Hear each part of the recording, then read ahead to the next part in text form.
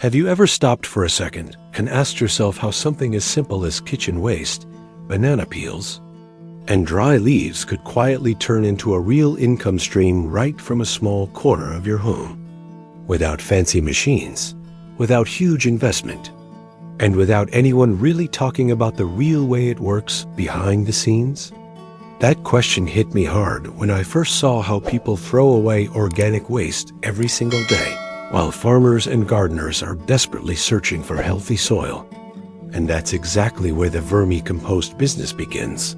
Not in a factory, not in a lab, but in a mindset shift that says waste is not trash, it's raw material.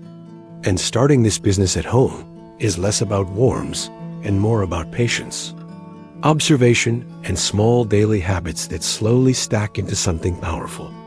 Imagine setting up a simple shaded space, maybe a quiet corner of your backyard, a terrace, or even a spare room with airflow, where the temperature stays calm and the light is soft.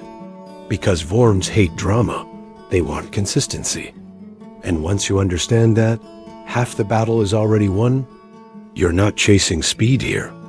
You're building a living system, layer by layer, starting with a breathable container. Nothing expensive, plastic bins, wooden boxes. Even cement rings work as long as drainage exists. Then comes the bedding. Shredded cardboard, dry leaves, cocoa peat, old newspaper torn by hand, slightly moist but never dripping, because too much water kills faster than neglect. And now the real workers enter the frame. Red wigglers, not earthworms from the street. These are specific, efficient, always hungry. And once they settle in, you start feeding them slow, small portions. Vegetable scraps, fruit waste, crushed eggshells.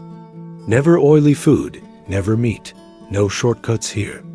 And the magic is not instant. Days pass quietly. You check moisture with your fingers.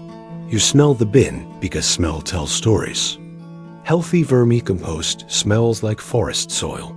Not rot, not sour. And as weeks roll on, something interesting happens. The waste loses its identity.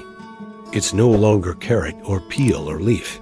It becomes dark, crumbly, alive. And this is where most beginners mess up. They rush, they overfeed, they flood the bin. But the smart ones slow down, observe patterns, adjust tiny things. And that's how consistency turns into quality. And quality is what sells, because vermicompost is not just dirt. It's a premium soil amendment packed with microbes, enzymes, and nutrients that plants actually recognize. Gardeners notice faster growth. Farmers see better root systems. Terrace growers get healthier vegetables. And word spreads quietly, not through ads, but through results.